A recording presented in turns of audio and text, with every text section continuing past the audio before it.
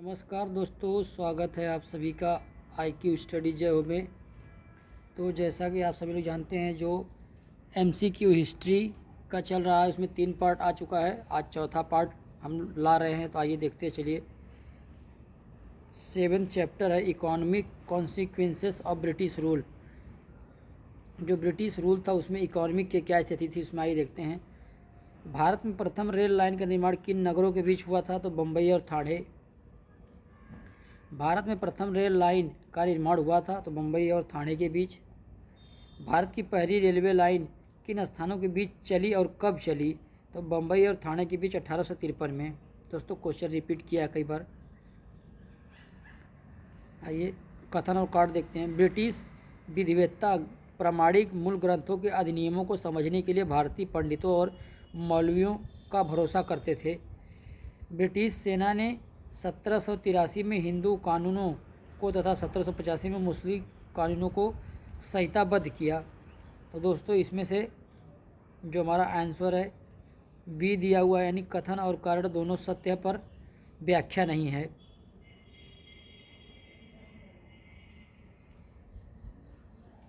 सबसे अधिक बोली लगाने वाले को भूमि राजस्व वसूल करने का अधिकार देने की व्यवस्था का प्रारंभ सर्वप्रथम किसने किया? तो क्लाइव ने।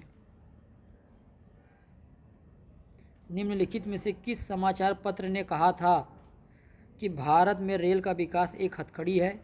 तो आइए देख लेते हैं। सहचर समाचार पत्र ने।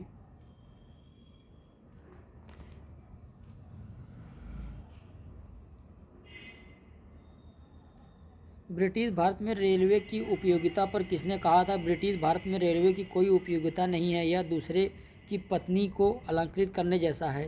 तो बाल गंगाधर तिलक ने। भारत में सर्वाधिक पूंजी निवेश किस क्षेत्र या क्षेत्रों में हुआ? तो रेलवे, बैंकिंग, बीमा तथा जहाजरानी में। किस कंपनी ने सर्वप्रथम भारत में रेल सेवा प्रारंभ की? तो great Indian peninsular railway. Bharat में पहला रेल मार्ग कहाँ से कहाँ तक के लिए खुला था? बम्बई से ठाणे। भारत में प्रथम रेलवे लाइन किस ब्रिटिश गवर्नर के समय बिछाई गई? तो डलहौजी, लॉर्ड डलहौजी के समय 1853 में। रेलवे को राजकीय नियंत्रण में लाने की बात सर्वप्रथम किसने की थी? तो विलियम एकवर्थ ने। निम्नलिखित में से किन दो स्थानों के बीच सर्वप्रथम रेलवे मार्ग का निर्माण हुआ था? तो कलकत्ता एवं रानीगंज के बीच। भारत में जब रेल मार्ग पहली बार प्रचलित हुए, उनका प्रमुख उद्देश्य क्या था? तो कृषि वाले क्षेत्रों को बाजार से जोड़ना। भारत में विदेशी पूंजी निवेश का प्रारंभ निम्नलिखित में से किस उद्योग में हुआ? तो रेलवे में। निम्नलिखित में से कौन poverty and unBritish rule in India के लेखक हैं? तो दादा भाई नौरोजी।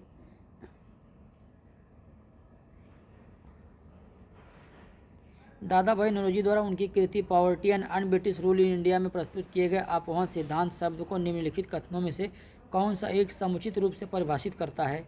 तो आइए देख लेते हैं। तो इसका दोस्तों जो सत्य कथन है ये बी है कि भारत की राष्ट्रीय संपत्ति का कुल वार्षिक उत्पाद का एक हिस्सा ब्रिटेन को निर्यात किया जा रहा था, जिसके लिए भारत को कोई महत्वपूर्ण प्रतिफल नहीं मिलता था।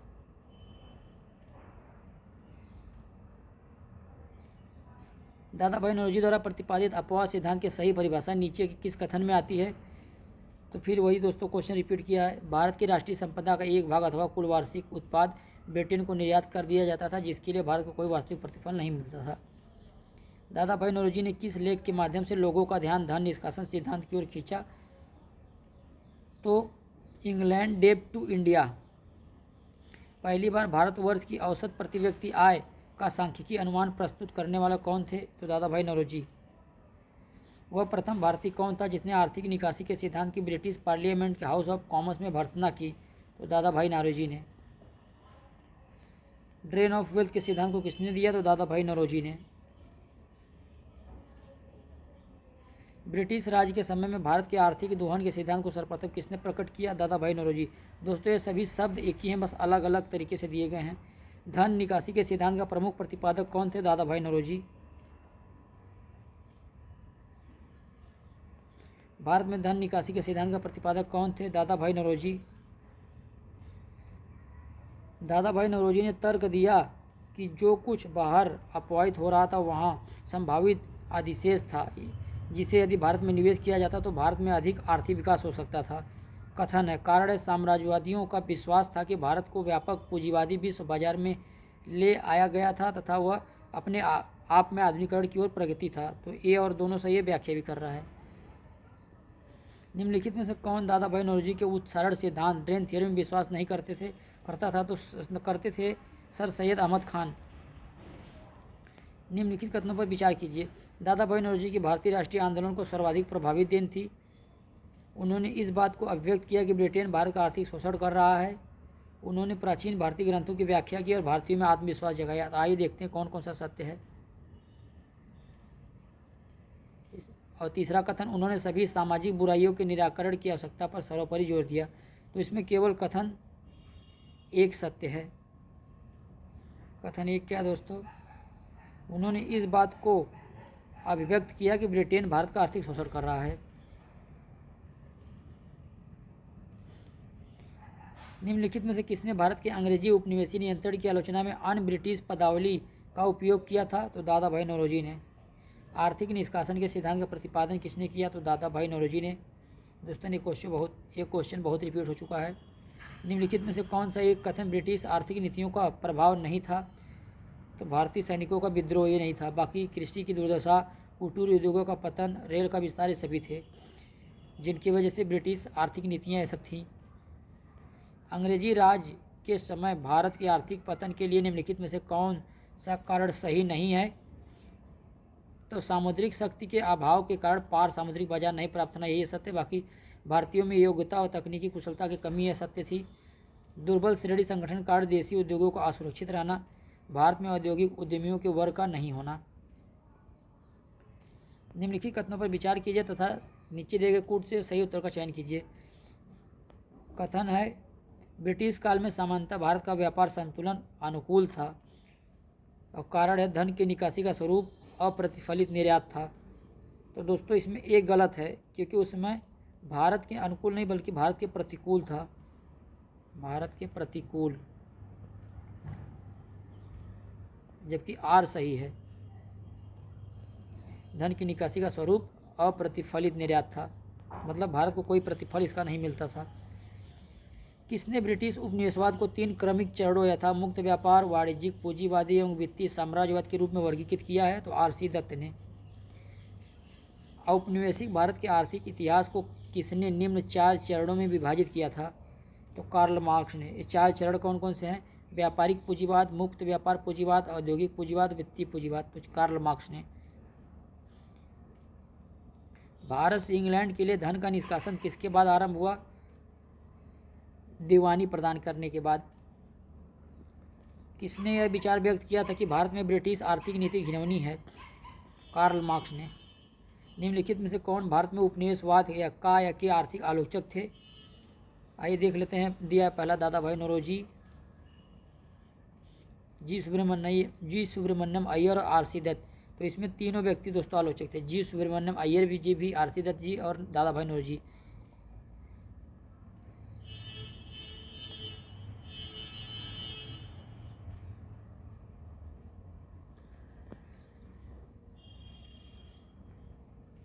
निम्नलिखित में से कौन सा भारत में अंग्रेजी भू राजस्व नीति का परिणाम नहीं था? तो हस्तशिल्प उद्योगों का नाश। बाकी सभी थे। किसानों पर बढ़ता हुआ ऋण भार, किसानों की बढ़ती हुई गरीबी, जमींदारी का विस्तार। अंग्रेजों की आर्थिक नीति का परिणाम क्या हुआ? तो इसमें सभी हुए दोस्तों। भारतीय कुटीर उद्योग की हानि हुई, विदेशी आर्थिक शक्तियों ने भारतीय कृषि पर प्रभाव डाला, भारतीय व्यापार के स्वरूप में बदलाव आया। ब्रिटिश शासन के दौरान भारत में उद्योगों का कोई स्वतंत्र विकास नहीं हुआ। इसका कारण क्या था? तो भारी उद्योगों का अभाव। भारतीय दुर्भिक्ष संहिता 1883 का निर्माण निम्नलिखित में से किस आयोग द्वारा किया गया था? तो स्ट्रेची आयोग द्वारा। व्हिटले कमीशन का संबंध किससे था? तो श्रम से। भारत में उपनिवेशिक काल में व्हिटले आयोग का उद्देश्य क्या था? तो श्रमिकों की मौजूदा परिस्थितियों पर सिफारिशें प्रस्तुत करना। भारत के आर्थिक इतिहास पर पहली प्रसिद्ध पुस्तक का लेखक कौन था? रमेश चंद्र दत्त। 1881 ईस्वी का प्रथम फैक्ट्री अधिनियम मुख्यतः किससे संबंधित था? तो बाल मजदूर से, जो रिप्पन के समय में आया था, गवर्नर जनरल रिप्पन। 1881 का फैक्ट्री एक्ट निम्नलिखित दृष्टि से पारित किया गया था? तो किसी भी फैक्ट्री में 7 वर्ष से कम आयु के बच्चों के नियोजन पर रोक लगाना। प्रथम कपड़ा मिल बम्बई में किस वर्ष खोली गई? तो 1854 में। भारत के हथकरघा उद्योग पर अंग्रेजों द्वारा पहला गंभीर प्रहार क्या था? तो आइए देख लेते हैं। इसका आंसर है दोस्तों 389 का ए। तो सबसे पहला प्रहार यही था, बुनकरों का निर्देशित मूल्य पर अपनी वस्तु बेचने के लिए बाध्य होना। यानी ब्रिटिश लोग जो मूल्य बता देते थे उसी पर उन्हें बेचना पड़ता था, चाहे उन्हें हानि हो या फ़ायदा, उससे कोई फर्क नहीं पड़ता। 18वीं सदी में बंगाल में वस्त्र उद्योग के पतन के लिए उत्तरदायी कारण क्या था? वस्त्र उद्योग है दोस्तों, वस्त्र उद्योग के पतन के लिए उत्तरदायी कारण क्या था? तो ब्रिटेन को निर्यात करने वाले माल पर उच्च तट कर। बंगाल में 1757 से 1780 के बीच अंग्रेजों द्वारा किया गया संपत्ति का पलायन था? तो 80 मिलियन पाउंड। प्रथम ट्रेड अधिनियम कब पारित हुआ? तो 1926 ईस्वी में। 1908 में बम्बई में श्रमिक संघ द्वारा आयोजित हड़ताल का प्रमुख कारण क्या था? तो तिलक की गिरफ्तारी। बंगाल जूट श्रमिक संघ द्वारा आयोजित पहली व्यापक हड़ताल कब हुई? 1919 में। बम्बई मिल हैंड्स एसोसिएशन की स्थापना किसने की? तो NM लोखंडे ने।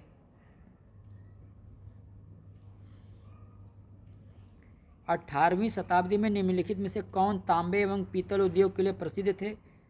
तो बनारस, पूना और नासिक। 18वीं शताब्दी के पूर्वार्ध में बंगाल से निर्यात होने वाली सबसे महत्वपूर्ण वस्तुएं क्या थी? सोरा, कच्चा रेशम, चीनी और अफीम। सोरा मतलब दोस्तों बारूद, बारूद को सोरा कहा जाता था।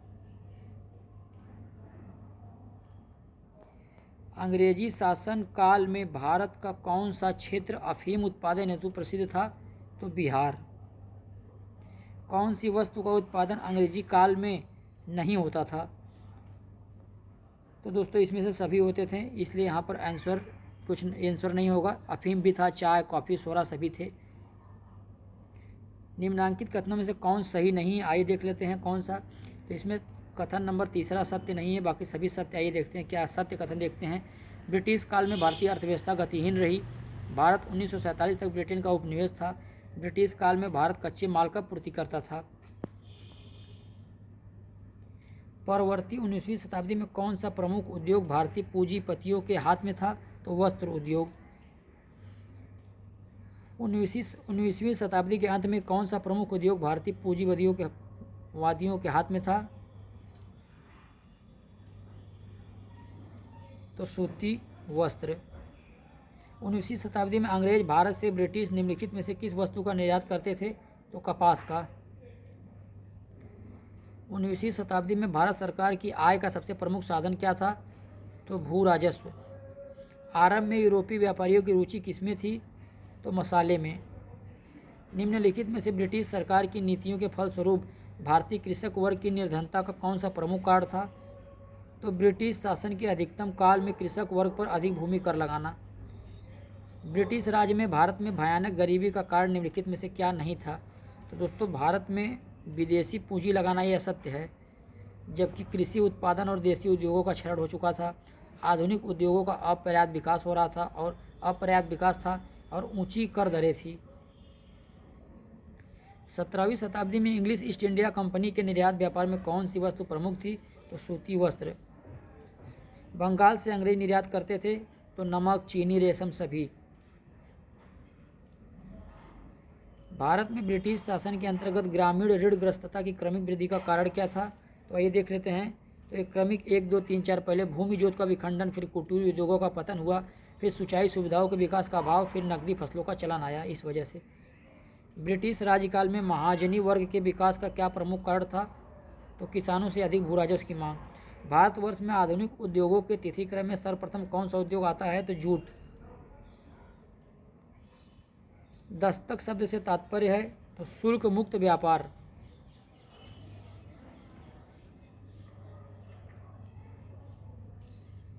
औपनिवेशिक अर्थव्यवस्था के बारे में निम्नलिखित में से कौन सा कथन सही नहीं है? तो दोस्तों इसमें पहला सत्य नहीं है।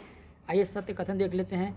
ब्रिटिश की मौजूदगी से देसी पूंजीवादी में अवरोध आया, ये सत्य है, पहला असत्य था। दूसरा सत्य है। तीसरा भी सत्य है।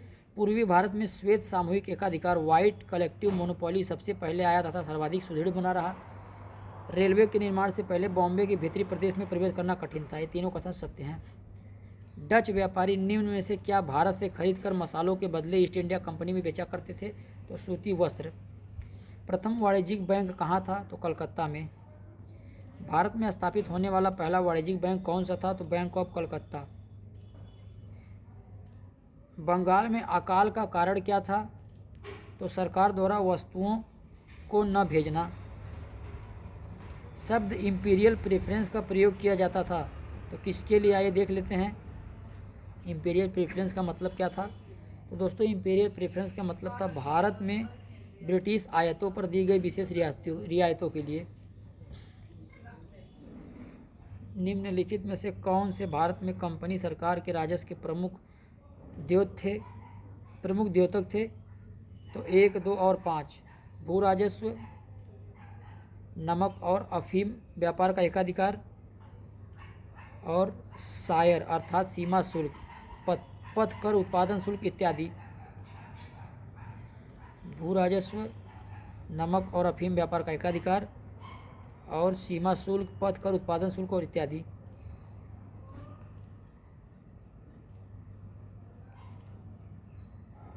अंग्रेजी आर्थिक नीति को किसने औपनिवेशिक अर्थनीति की संज्ञा दी? तो जवाहरलाल नेहरू ने। निम्नलिखित राष्ट्रवादियों में से उनका नाम लिखिए जो योजनात्मक आर्थिक विकास के आधार पर राष्ट्र निर्माण के पक्षधर थे। वे एक अभियंता भी थे। तो एम विश्वेश्वरैया। 1918 में भारतीय उद्योग आयोग के सदस्य के रूप में किसने अपनी रिपोर्ट अलग से प्रस्तुत की? तो M.R. जयकर ने। निम्नलिखित कथनों पर विचार कीजिए। भिलाई इस्पात संयंत्र के निर्माण में USSR यानी रूस ने सहायता की, यह सत्य है। आइए देख लेते हैं। बोकारो इस्पात के संयंत्र में निर्माण में अंग्रेजों ने सहायता की। तो दोस्तों इसमें केवल कथन एक सत्य है, दूसरा असत्य है। बोकारो जो झारखंड में है ये भी रूस के सहायता से दोस्तों बनाया गया। पुर्तगालियों ने भारतीय व्यापार और उद्योग को प्रथमतः कैसे प्रभावित किया? तो अरबों को निष्कासित कर, भारत की स्थानीय शक्तियों को घोड़ों के निर्यात के दामों को निर्देशित कर। दोस्तों चैप्टर नंबर 8 आ गया है, रिवोल्ट ऑफ 1857 यानी 1857 का विद्रोह। आइए देखते हैं। 1857 के विद्रोह के समय ब्रिटिश प्रधानमंत्री कौन थे? तो पामस्टन। 1 नवंबर 1858 ईस्वी को महारानी विक्टोरिया का घोषणा पत्र इलाहाबाद में पढ़कर सुनाया था लॉर्ड कैनिंग ने। सिपाही विद्रोह, सिपाही इम्यूनिटी के समय भारत का गवर्नर जनरल कौन था? तो लॉर्ड कैनिंग। 1857 के विद्रोह के समय भारत का गवर्नर जनरल कौन था? तो लॉर्ड कैनिंग था। 1813 से पहले ब्रिटिश द्वारा निम्नलिखित में से कौन सा उपाय भारतीयों का आर्थिक रूप से शोषण करने के लिए नहीं अपनाया गया? तो थर्ड दोस्तों मुक्त व्यापार नीति नहीं अपनाई गई थी, बाकी सभी थी। भारतीय कारीगरों को नियत मात्रा में और नियत कीमत पर गुणवत्ता के उत्पाद उत्पादित करने के लिए बाध्य करना, जहां भी संभव हो कच्चे माल के व्यापार पर एकाधिकार करना और उन्हें ऊंची दरों पर बेचना, भारतीय व्यापारियों का किसी भी तरीके से प्रतियोगिता में से निष्कासन। मंगल पांडे को सर्वप्रथम एक लश्कर से कहाँ ज्ञात हुआ कि इनफील्ड राइफल में प्रयुक्त होने वाली कारतूस गाय एवं सूअर की चर्बी से चिकनी की गई थी? तो बैरकपुर में। निम्नलिखित में से किस वर्ष इनफील्ड राइफल भारत में प्रवर्तित की गई? तो 1856 में। निम्नलिखित में से किस स्थान पर चर्बी युक्त कारतूसों का निर्माण होता था? तो इसमें से किसी पर नहीं दोस्तों, कहीं पर नहीं। 1857 में किसने इलाहाबाद को आपातकालीन मुख्यालय बनाया था? तो कैनिंग ने। जब 1857 की क्रांति प्रारंभ हुई गवर्नर जनरल था तो कैनिंग। अंग्रेजी भारतीय सेना में चर्बी वाले कारतूसों से चलने वाली एनफील्ड राइफल कब शामिल की गई? तो दिसंबर 1856 में। मंगल पांडे की घटना घटित हुई कहाँ पर? तो बैरकपुर में। मंगल पांडे कहाँ के विप्लव से जुड़े थे? तो बैरकपुर। मंगल पांडे कौन थे? तो मंगल पांडे दमदम में पद स्थापित कंपनी की सेना में ब्राह्मण सिपाही थे। मंगल पांडे सिपाही थे तो कहाँ के, तो दोस्तों इसमें नहीं दिया हुआ है। मंगल पांडे 34वीं नेटिव सेना के सिपाही थे। फिर भी एक बार आप लोग देख लीजिए 34वीं या 38वीं है, लेकिन जहाँ तक मुझे लग रहा है 34 जो नेटिव थी उसके सिपाही थे। नाना साहब का कमांडर इन चीफ कौन था, तो तात्या टोपे। बैरकपुर में विद्रोह के लिए कौन सा देशभक्त प्रसिद्ध है, तो बैरकपुर में मंगल पांडे जी प्रसिद्ध हैं। 1857 विद्रोह के समय बैरकपुर में कौन ब्रिटिश कमांडिंग ऑफिसर था, तो हैरसे।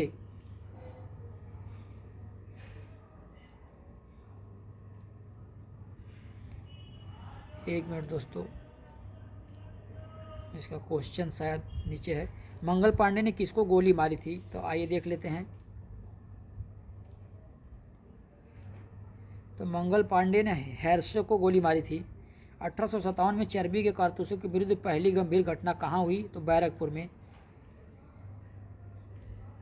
निम्नलिखित स्थानों पर 1857 के विद्रोह के आरंभ का सही क्रम निर्दिष्ट करिए, तो आइए देख लेते हैं। सबसे पहले लखनऊ में हुआ था, उसके बाद कानपुर में, फिर इलाहाबाद। निम्नलिखित को कालानुक्रमानुसार संयोजित करना, आइए देख लेते हैं। सबसे पहले कहाँ क्या हुआ, इसका आंसर है बी। सबसे पहले मेरठ हत्याकांड, फिर मेरठ पर अधिकार, फिर दिल्ली घोषणा, फिर कानपुर पर अधिकार। अजीमुल्ला खां सलाहकार थे, तो नाना साहब के। 1857 के निम्नलिखित क्रांतिकारियों में से किसका वास्तविक नाम रामचंद्र पांडुरंग था, तो तात्या टोपे जी का। वर्ष 1857 के विद्रोह के संदर्भ में निम्नलिखित में से किसे उसके मित्र ने धोखा दिया तथा जिसे अंग्रेजों द्वारा बंदी बनाकर मार दिया गया, तो तात्या टोपे को। इन्हें धोखे से मारा गया दोस्तों। सामने से अंग्रेज इन्हें जब नहीं पकड़ पाए तो इन्हें धोखे से मारना पड़ा। 1857 की क्रांति के बिहार के नेता थे कुंवर सिंह। जगदीशपुर के किस व्यक्ति ने 1857 ईस्वी के विप्लव में क्रांतिकारियों का नेतृत्व किया, तो कुंवर सिंह। कुंवर सिंह 1857 के विद्रोह के एक प्रमुख नायक थे। वह निम्नलिखित में से किससे संबंध थे, तो बिहार से। निम्नलिखित में से 1857 के विद्रोह के आरंभ को पढ़ें और कालानुक्रम बताइए, तो दोस्तों इसमें सबसे पहले हुआ था मेरठ में, सबसे पहले हुआ, फिर लखनऊ, फिर कानपुर, फिर इलाहाबाद। प्रथम भारतीय स्वतंत्रता संग्राम 1857 से संबंधित निम्नलिखित घटनाओं को पढ़े और नीचे दिए गए कूट में सही कालानुक्रम बताइए, तो आइए देख लेते हैं इसका सही कालानुक्रम क्या है। बी यानी 1 2 3 4। आइए इसका आंसर देखते हैं। सबसे पहले दोस्तों मेरठ ही होगा। सबसे पहले मेरठ, फिर लखनऊ, फिर झांसी, फिर इलाहाबाद।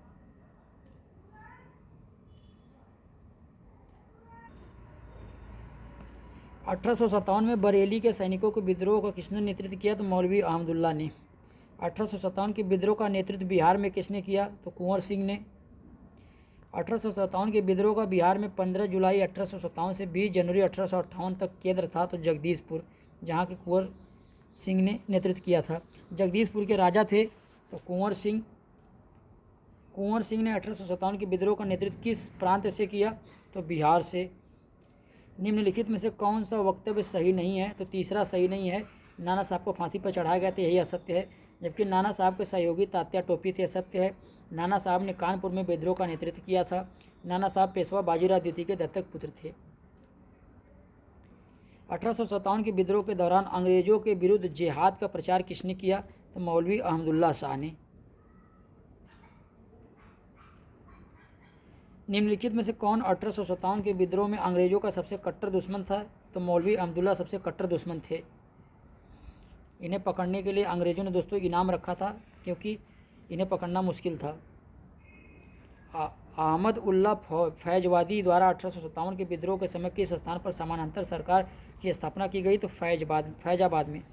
निम्नलिखित में से 1857 के किस नेता के सिर पर 50,000 का इनाम रखा गया था, तो फैजाबाद के जो मौलवी अहमदुल्ला थे उन्हीं के ऊपर रखा गया था दोस्तों।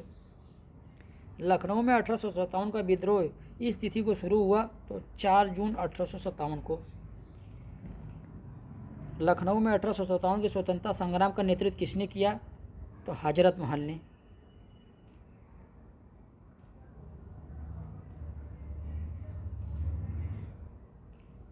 1857 के विद्रोह के निम्नलिखित स्वतंत्रता संग्राम सेनानियों में किसे महक परी की पदवी दी गई? तो हजरत महल को, जो लखनऊ से संबंधित थी। कौन सा जोड़ा सही नहीं, आइए देख लेते हैं। तो दोस्तों इसमें डी सही नहीं है। नाना साहब कानपुर सत्य है, लक्ष्मीबाई झांसी सही है, तात्या टोपे मध्य भारत से, ये भी सही है। जबकि कुंवर सिंह उत्तर प्रदेश नहीं, जब बिहार से थे।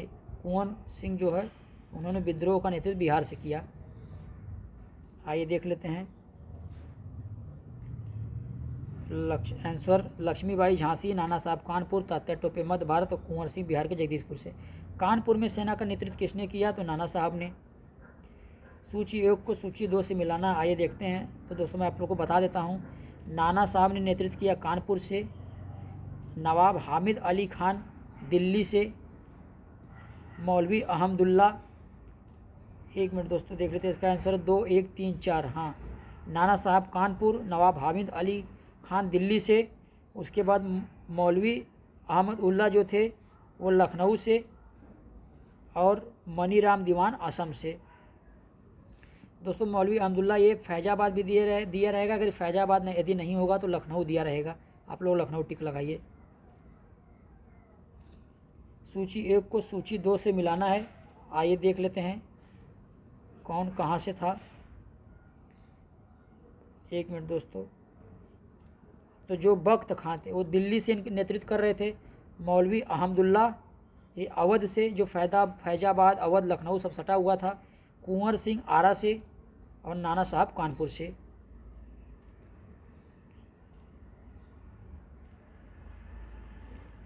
सूची 1 को सूची 2 से मिलाना है, आइए देखते हैं। तो इसका आंसर दोस्तों है 4 3 2 1। 1 मिनट देख लेते हैं इसे। लक्ष्मीबाई युद्ध में मारी गई, युद्ध करते समय वीरगति को प्राप्त हुई। उसके बाद तात्या टोपे ये धोखे से गिरफ्तार किए गए और फांसी पर लटकाए गए। फिर नाना साहब दोस्तों इन्हें नेपाल भेज दिया गया, और बहादुर शाह को रंगून भेज दिया गया। सूची 1 को सूची 2 से मिलाना, आइए देखते हैं।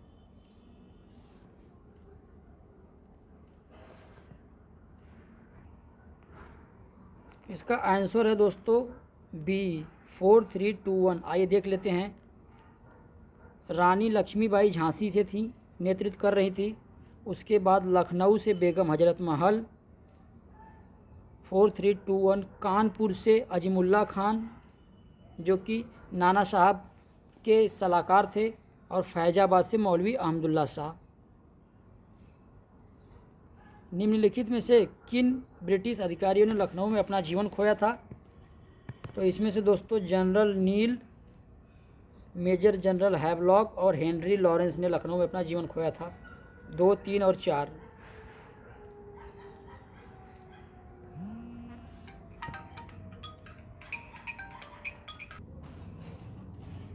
(1857) का आंदोलन प्रारंभ हुआ था कहाँ से? तो मेरठ से। भारत की स्वतंत्रता की पहली लड़ाई 1857 प्रारंभ हुई थी, तो मेरठ से। खान बहादुर खान की गतिविधियों का केंद्र था बरेली। सन 1857 के बरेली विद्रोह के नेता कौन थे? तो खान बहादुर खान। प्रथम स्वतंत्रता संग्राम के निम्नलिखित नायकों एवं उनके स्थानों को सुमेलित कीजिए तथा नीचे दिए गए कोड से सही उत्तर चुनिए।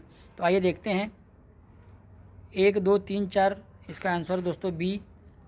बेगम हजरत महल लखनऊ से थी, मौलवी अहमदुल्ला शाह फैजाबाद, बेगम जीनत महल दिल्ली से, और कुंवर सिंह आरा से। 1857 ईस्वी के विद्रोह के बिहार का कौन सा भाग अप्रभावित रहा? तो आइए देख लेते हैं। जो अप्रभावित था दोस्तों केवल मुंगेर अप्रभावित था, जबकि दानपुर, पटना, आरा, मुजफ्फरपुर ये सभी प्रभावित थे। निम्न में से कौन सा एक क्षेत्र 1857 के विद्रोह से प्रभावित नहीं था? तो चित्तौड़, जबकि झांसी, जगदीशपुर, लखनऊ ये सभी प्रभावित थे। 1857 के स्वाधीनता संघर्ष की वीरांगना महारानी लक्ष्मीबाई की जन्मस्थली क्या है? तो वाराणसी। इनका जन्म वाराणसी में हुआ था इनकी दोस्तों, और इनकी मृत्यु ग्वालियर में हुई थी। रानी लक्ष्मीबाई को अंतिम युद्ध में सामना करना पड़ा तो ह्यूरोज का। ह्यूरोज ने रानी लक्ष्मीबाई की वीरता से प्रभावित होकर कहा था, और महिलाओं में ये अकेली मर्द हैं। निम्न में से कौन इलाहाबाद में 1857 के संग्राम का नेता था? तो इलाहाबाद में मौलवी लियाकत अली थे। इंडियन वॉर ऑफ इंडिपेंडेंस 1857 के लेखक थे तो वीडी सावरकर। आधुनिक इतिहासकार जिसने 1857 के विद्रोह को स्वतंत्रता की पहली लड़ाई कहा तो वीडी सावरकर ने।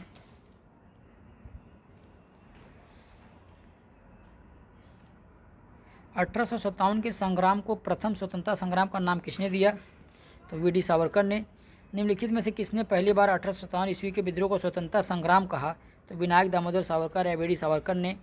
निम्न में से कौन 1857 के विद्रोह का एक महत्वपूर्ण केंद्र नहीं था तो आगरा नहीं था, जबकि दिल्ली, कानपुर, झांसी ये सभी थे। सन 1857 के विद्रोह का तात्कालिक कारण था चर्बी के साथ बने कारतूस। डलहौजी की कुछ कार्रवाइयों ने भारत में गंभीर असंतोष को जन्म दिया जो 1857 के विद्रोह के लिए भी उत्तरदायी हुई। निम्नलिखित में से कौन सी कार्रवाई उसमें से नहीं थी तो शैक्षणिक सुधार नहीं थी, बाकी सभी थे। आइए देखते हैं। रेल तथा तार की शुरुआत, राज्य अपहरण नीति, अनेक शासकों की उपाधियों तथा पेंशनों की समाप्ति, ये सभी वजह थे। भारत के प्रथम स्वतंत्रता संग्राम का मुख्य तात्कालिक कारण क्या था तो अंग्रेजों का धर्म में हस्तक्षेप का संदेह। 1857 ईस्वी का विद्रोह मुख्यतः किस कारण से असफल रहा? किसी सामान्य योजना और केंद्रीय संगठन की कमी की वजह से। 1857 ईस्वी के स्वतंत्रता संग्राम का कारण क्या था तो सभी भारतीय शासकों का असंतोष, ब्रिटिश द्वारा आर्थिक शोषण, धार्मिक कारण। अपने पुत्र के स्थान पर दूसरे उत्तराधिकारी को गोद लेने के अधिकार को पुनः स्थापित किया था तो 1858 की सामयिक घोषणा ने। डलहौजी ने दोस्तों ये नियम लाया था डलहौजी की, जिसका पुत्र नहीं होगा वो गोद नहीं ले सकता। फिर 1858 की घोषणा से इस नियम समाप्त कर दिया गया। साम्राज्ञी विक्टोरिया ने 1858 की घोषणा में भारतीयों को बहुत सी चीज़ें दिए जाने का आश्वासन दिया था। निम्न आश्वासनों में से कौन सा ब्रिटिश शासन ने पूरा किया था तो रियासतों को हड़पने की नीति समाप्त कर दी जाएगी, यही आश्वासन पूरा हुआ था। 1857 की क्रांति के परिणाम स्वरूप अंग्रेजी सरकार ने भारत में अनेक परिवर्तन किए। निम्न में से कौन सा नहीं है तो मुसलमानों के प्रति सरकार ने उदारता दिखाई, ये दोस्तों असत्य है। भारत में सीमा विस्तार की नीति त्याग दी गई, सत्य है। सेना का पुनर्गठन किया गया एवं भारतीय सैनिकों की तुलना में अंग्रेजी सैनिकों को बढ़ा दिया गया। ब्रिटिश सरकार ने कंपनी के हाथ से शासन व्यवस्था अपने हाथ में ले लिया।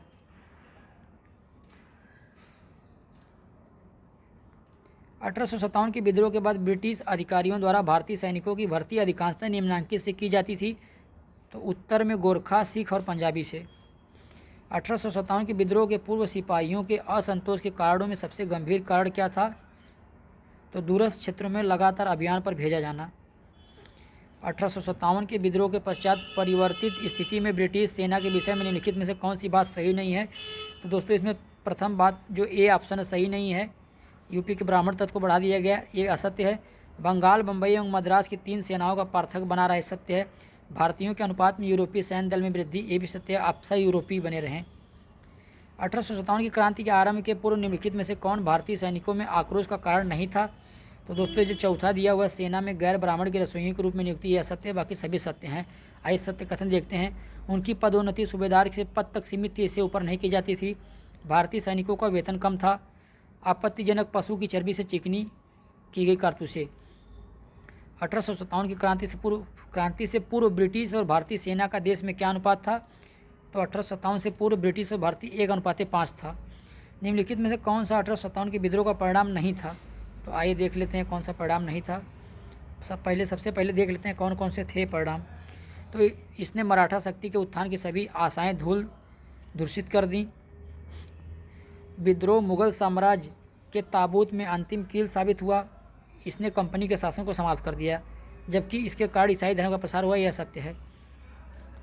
निम्नलिखित नीतियों में से कौन सी एक नीति 1857 के विद्रोह के बाद अंग्रेजों ने देशी राज्यों के प्रति अपनाई तो भारतीय राज्यों की यथास्थिति बनाए रखना। किस समकालीन ब्रिटिश सांसद ने 1857 ईस्वी के विद्रोह को राष्ट्रीय विद्रोह की संज्ञा दी तो डिजराइली ने। इस निष्कर्ष से बचना कठिन है कि तथाकथित 1857 ईस्वी का प्रथम राष्ट्रीय स्वतंत्रता संग्राम न तो प्रथम न राष्ट्रीय न स्वतंत्रता संग्राम है। यह कथन विचार किसका है तो आर.सी. मजूमदार का। वह पहला भारतीय इतिहासकार जिसने 1857 ईस्वी के विप्लव को प्रथम राष्ट्रीय स्वतंत्रता संग्राम नहीं माना, निम्नलिखित में से कौन था तो आर.सी. मजूमदार। 1857 के विद्रोह के पश्चात अंग्रेजों द्वारा निम्नलिखित में से कौन सा एक प्रयोग नहीं किया गया तो आइए देखते हैं दोस्तों।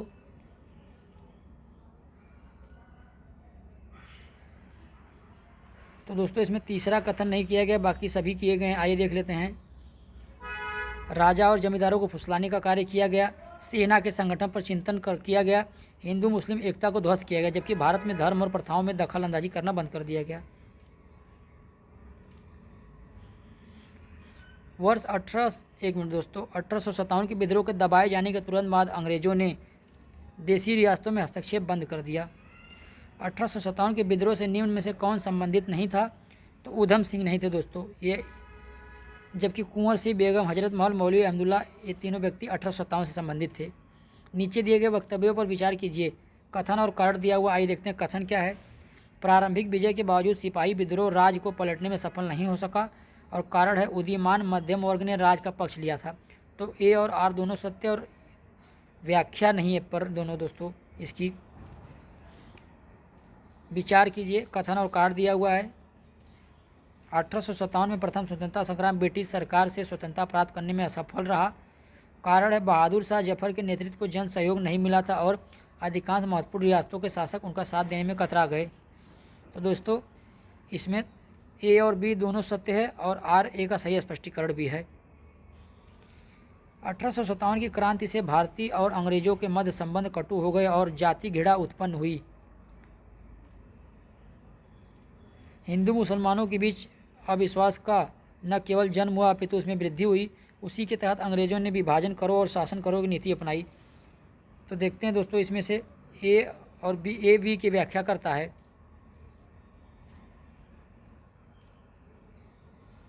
ए बी की व्याख्या कर रहा है। वह ब्रिटिश जिसने 1857 ईस्वी के भारतीय विद्रोह को ब्रिटिश पार्लियामेंट के हाउस ऑफ कॉमन्स में राष्ट्रीय विद्रोह की संज्ञा दी थी, तो डिजराइली ने। 1857 ईस्वी के प्रथम स्वाधीनता संग्राम का सरकारी इतिहासकार कौन था? तो एस.एन. सेन। किसने कहा था मेरठ का विद्रोह गर्मी की आंधी की भांति अचानक एवं अल्पकालिक था? तो सुरेंद्र सेन ने। निम्नांकित में से किसने 1857 ईस्वी के विद्रोह में कोई भूमिका नहीं निभाई? तो बालाजी बाजीराव। जबकि बेगम, हजरत महल, बहादुर शाह जफर, रानी लक्ष्मीबाई सभी 1857 से जुड़े थे। आज़ादी की पहली लड़ाई सन 1857 ईस्वी में किसने भाग नहीं लिया? तो रानी लक्ष्मीबाई थी, तात्या टोपे, बहादुर शाह जफर, जबकि भगत सिंह 1857 से नहीं जुड़े थे।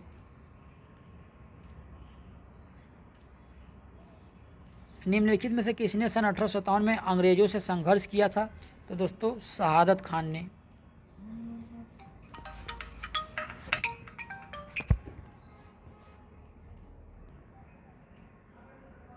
1857 के विद्रोह के दौरान बहादुर शाह ने किसे साहब आलम बहादुर का खिताब दिया था? तो बख्त खान को, जनरल बख्त खान। 1857 के विद्रोह के किस नेता ने स्वयं को बहादुर शाह का गवर्नर घोषित किया था? तो बख्त खान ने। 1857 के विद्रोह को किस उर्दू कवि ने देखा था? तो गालिब ने, मिर्ज़ा गालिब। इनका जन्म आगरा में हुआ था दोस्तों। 1857 के स्वतंत्रता संग्राम से संबंधित पहली घटना थी तो सैनिकों का दिल्ली के लाल किले पर पहुंचना। 1857 के संग्राम के निम्नलिखित केंद्रों में से सबसे पहले अंग्रेजों ने किसे पुनः अधिकृत किया? तो दिल्ली को। धन्यवाद दोस्तों। एक मिनट दोस्तों, अभी कुछ क्वेश्चन बचे हुए हैं, देख लेते हैं। भारतीय भाषा में 1857 के विप्लव के कारणों पर लिखने वाला प्रथम भारतीय था सैयद अहमद खां। 1857 के संघर्ष में भाग लेने वाले सिपाहियों की सर्वाधिक संख्या थी तो अवध से। निम्नलिखित में से कौन असम में 1857 की क्रांति के नेता थे? तो दीवान मनीराम दत्त। 1857 की विद्रोह के ठीक बाद बंगाल में निम्नलिखित में से कौन सा विप्लव हुआ? तो नील विद्रोह हुआ दोस्तों 1860 में, 1859-60 में। भारत में शिक्षित मध्य वर्ग ने 1857 के विद्रोह में तटस्थता बनाए रखी थी। निम्नलिखित में से किसने 1857 के विद्रोह को एक षड्यंत्र की संज्ञा दी? तो जेम्स आउटरम और डब्ल्यू टेलर ने। निम्नलिखित वर्गों में किसने 1857 के विद्रोह में भाग नहीं लिया? तो आइए देखते हैं किसने भाग नहीं लिया था दोस्तों। क्वेश्चन नंबर 532 का आंसर तो 2 और 4। तो देख लेते हैं 2 और 4 में कौन कौन है। साहूकार और जमींदार, इन दोनों ने भाग नहीं लिया था दोस्तों 1857 विद्रोह में। 1857 के स्वतंत्रता संग्राम में किस राजवंश ने अंग्रेजों की सर्वाधिक सहायता की थी? तो ग्वालियर के सिंधिया ने। 1857 का प्रथम स्वतंत्रता संग्राम असफल हुआ क्योंकि इसमें दोस्तों सभी कारण थे। प्राय भारतीय राजाओं ने ब्रिटिश का साथ दिया। भारतीय सिपाहियों में उद्देश्य की एकता की कमी थी। ब्रिटिश सिपाही कहीं अच्छे सज्जित एवं संगठित थे, उनके पास दोस्तों आधुनिक हथियार थे। 1857 के विद्रोह के कारणों पर असबाब बगावते हिंद भारतीय भाषा में किसी भारतीय द्वारा लिखी गई पहली पुस्तक थी। इसके रचयिता थे सर सैयद अहमद खां। 1857 के विद्रोह के बारे में सभी इतिहासकार सहमत हैं कि यह एक अंग्रेज विरोधी आंदोलन था। उत्तरी प्रांतों के साथ 1857 के विद्रोह में बम्बई और मद्रास क्यों सम्मिलित नहीं हुए, तो आइए इसका कारण देखते हैं। इसका कारण है दोस्तों वह सापेक्षिक रूप से अधिग्रहण और जब्ती से मुक्त रहे थे। 1857 के विद्रोह के विषय में निम्नलिखित कथनों में से कौन सा एक सही नहीं है, तो आइए देख लेते हैं। कथन बी सही नहीं है, जबकि सभी सत्य हैं। सत्य कथन देखते हैं। विद्रोह में भाग लेने वाले विविध तत्व उनकी ब्रिटिश शासन के लिए घृणा के द्वारा एकजुट हुए। विद्रोह में हिंदू मुस्लिम एकता की भूमिका को ब्रिटिश अधिकारियों समेत अनेक द्वारा माना गया। विद्रोह दक्षिण भारत में नहीं फैला, ये भी सत्य है। 1857 ईस्वी के विद्रोह के संदर्भ में निम्नलिखित कथनों से कौन सा कथन असत्य है, तो इसमें से दूसरा कथन असत्य है, जबकि सभी सत्य हैं। ये देखते हैं। अधिकांश भारतीयों ने इसका समर्थन नहीं किया। बंगाल के जमींदार ब्रिटिश सत्ता के प्रति वफादार बने रहे। यह संपूर्ण भारत को प्रभावित न कर सका। अधिकांश भारतीय शासकों ने इसमें भाग लिया, यह सत्य है दोस्तों। कुछ शासकों ने लिया था। अंग्रेज राजपूत राज्यों में 1857 ईस्वी के विद्रोह को दबाने में सफल रहे क्योंकि स्थानीय शासकों ने क्रांतिकारियों का साथ नहीं दिया। निम्नलिखित राज्यों में से किसके राजपूत राजा ने 1857 में विद्रोहियों का साथ दिया और कैप्टन मेसन के अधीन एक ब्रिटिश सेना को पराजित किया, तो अहुआ के। ठाकुर कौशल सिंह जो 1857 में विद्रोहियों से जुड़ गया और जिसने अंग्रेज सेना को हरा दिया, कहाँ का प्रमुख थे, तो दोस्तों ठाकुर कौशल सिंह अहुआ के थे। एक मिनट दोस्तों। 1857 ईस्वी की क्रांति में अंग्रेजों व जोधपुर की संयुक्त सेना को पराजित करने वाला था, तो ये थे अहुआ के ठाकुर कुशल सिंह। 1857 के स्वाधीनता संग्राम का प्रतीक था कमल और रोटी। 1857 की क्रांति के बारे में निम्नलिखित में से कौन सी एक अवधारणा सही है, तो दोस्तों इसने भारत में ईस्ट इंडिया कंपनी के शासन प्रणाली को मृतप्राय बना दिया। निम्न में से संथाल विद्रोह कब हुआ था, तो 1855-56 में। धन्यवाद दोस्तों, आज का वीडियो यहीं समाप्त करते हैं। अब इसके आगे का वीडियो हम अगले लेक्चर में लेकर आएंगे। यदि मेरा वीडियो आप लोग को अच्छा लगता है, सब्सक्राइब करिए, लाइक करिए और कमेंट करिए और शेयर करिए ताकि और लोगों को मिल सके।